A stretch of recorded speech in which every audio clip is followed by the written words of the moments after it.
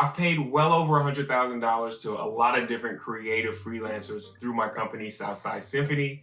And in this video, I'm going to be giving you my 4 biggest tips for getting more gigs as a creative freelancer, no matter what field you work in. And I want you to pay attention that none of these have anything to do with how good or how talented you actually are. These are things that you have complete control over. If you are new here, my name is Marcus. I am a composer. I am a producer. I am director of Southside Symphony. I work in film and television as a composer. I scored Apple TV's Lady in the Lake, starring Natalie Portman and Moses Ingram. I scored Hunt for Jesus Save Your Soul. I work in a lot of different things. I work with Beyonce. I work with Andrew Day, Chloe and Halle, etc., etc. Those are my credentials. I'm a real professional that knows what he's doing. I'm not just a guy talking on the internet. Okay, so let's get into it. How can you get hired more as a creative freelancer? The first tip I have to give is do what you say you're gonna do when you say you're gonna do it.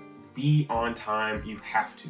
So if you think about from the perspective of a small business owner or a large business owner, is when we start our businesses, at first we're doing everything we can by ourselves. We're doing all the jobs, we're sending all the emails, we're making sure everything gets done. But as your business grows, you're finally able to outsource some things and get some help. Maybe I don't need to be the guy that designs the flyer anymore. Maybe I don't need to be the guy that does XYZ. So I hire you to do it. That's amazing. That feels so good as a small business owner. I'm helping you getting some income, and this problem is off my plate. So you are solving problems for people. And the moment you don't do what you said you're gonna do when you say you're gonna do it, it creates a whole new problem. It's like Hercules and the Hydra. I cut off his head, but then 3 more problems are now here, and it's a lot more urgent. And I will say that everybody has mistakes, everybody slips up. I 100% have before. The best thing to do in those situations is to just be hyper communicative.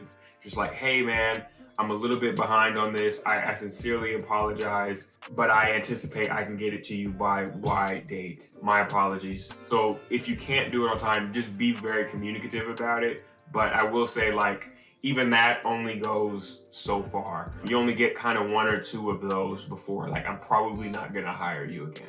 The second tip to get more gigs as a creative freelancer, no matter what your field is to do your homework. So I'm gonna tell you a story. When I was first starting my path as a composer, I was an undergrad. They make you also take an instrument or be a performer on an instrument. And I played piano. I worked very, very hard to be very mediocre at piano.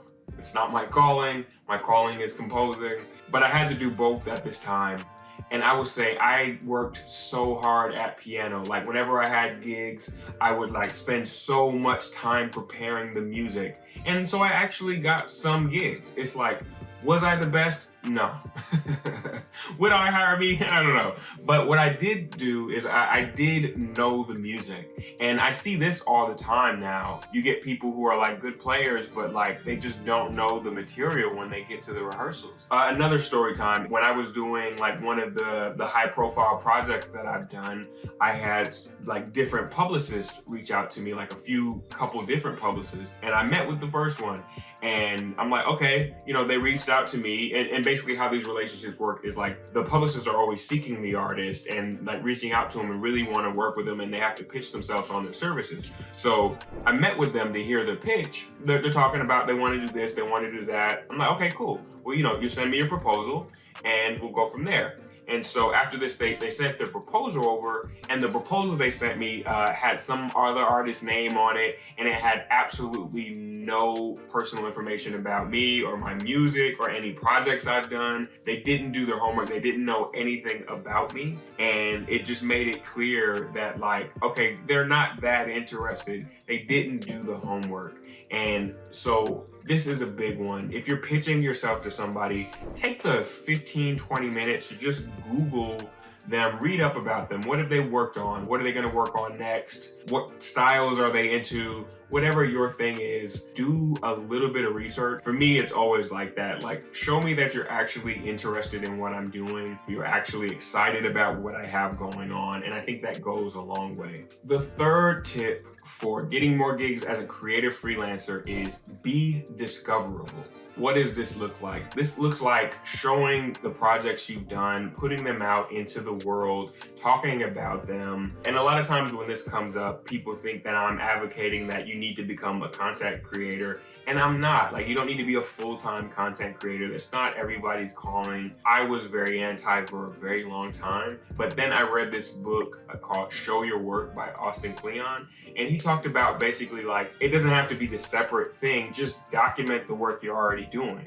If you're playing piano or you're practicing something, just turn on your camera and record yourself doing that. Or how I first started with me was I was just like, okay, I'm just gonna like turn on the camera and like talk about some of the things I'm working on really casually. I've gotten booked like flights, round trip to hotels, all these things just to talk about some of the things that I'm into or some of the things that I'm working on. But it doesn't even have to just be that. Like, I started putting my pieces on YouTube and now like other orchestras are performing them because they found them on here. Or an example of me hiring people again. One time, as I was growing Southside Symphony, I was looking to add like bass trombone. I already had tenor trombone, but I wanted like to expand it down to that lower range and add bass trombone. And I'm like trying to think about like, man, who do I know around here that plays bass trombone? And I'm trying to find it out. And then one day I saw my friend Byron like post himself playing this like bass trombone concerto. And Byron was the tenor trombone who plays in organ. And I'm like, yo man, why didn't you tell me you play bass trombone? He's like, oh yeah, that's my main instrument. I play that more than the other. And it's like, I never knew this because he wasn't in the habit of like posting his stuff and making it discoverable. Again, I'm not saying he needed to do like extra things, but it's just like, hey, this is your main thing, you perform all the time. I'm a person who already hires you. There's no reason I shouldn't know that that's what you do. Make yourself discoverable. Like, basically no one can hire you to do a thing if no one knows that you do that thing. So make yourself discoverable, put it online in searchable places like YouTube and whatever. The place will change depending on what you do, what your industry is, what year it is, you know what I mean? In 10 years, maybe it's something else, but like, just share it. So the fourth and final tip that I'll give on getting more gigs as a creative freelancer is be solution oriented. This one's kind of a gray area. This one's kind of debatable or ambiguous, but for me, it's helped me a lot in getting my work. And so what do I mean by this? I mean, you should be easy as possible to work with, and you should be geared towards solving problems. There are going to be misunderstandings that happen when you're working with people. There are going to be miscommunications. Sometimes you're just going to work with people who have your best interest in heart. Like, that's not the default, but sometimes it happens. And what do you do when those issues come up, and what do you want out of those situations? I'll give you a personal example. When I was younger and I was working on like a project, there was like this misunderstanding and the company wanted to own the work, but I had never signed away my work, and I felt that they were trying to take advantage of this young black man, and that's debatable, but the facts were that they were trying to take ownership of my work that I was making. And there were like these big arguments back and forth, and the lawyers are arguing and I'm arguing. I'm mad and I'm taking it personal. And I'm not saying that I was wrong in hindsight, but I am saying that when I'm a little older and a little more wiser, the way that I handled it, the way I talked about it didn't serve me, and it didn't help me get to the solution any faster. It doesn't always benefit you to take offense. It doesn't always benefit you to take things personally. And I think that focusing on the solution, what do I want out of this? Where do I want this to go? Can most often do a lot better for you than like getting defensive, feisty, and wanting to fight about everything. So in that example, I could have been more solution oriented and just been like, hey, if you want those rights, I will need X, Y, Z. Or hey, I'm not willing to sell those rights, I'm keeping those. Calmly, that's it. Or, communicate that to your lawyer, whatever that looks like for you. But the difference is, in one instance, I'm focusing my energy and feeding into the problem. And the other instance, I'm focusing my energy and feeding into the solution, whatever that might be. I'm not saying they got to get the rights or whatever. I'm not saying let people take advantage of you.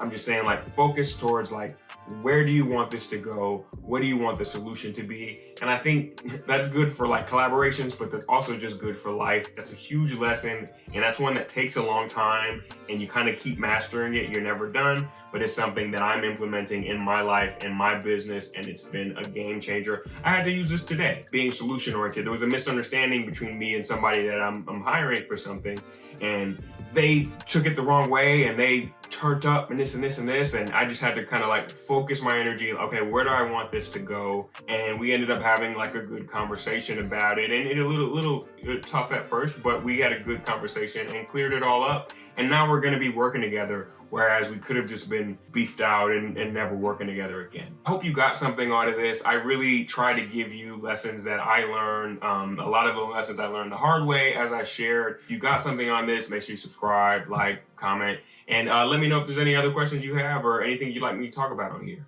All right, till next time.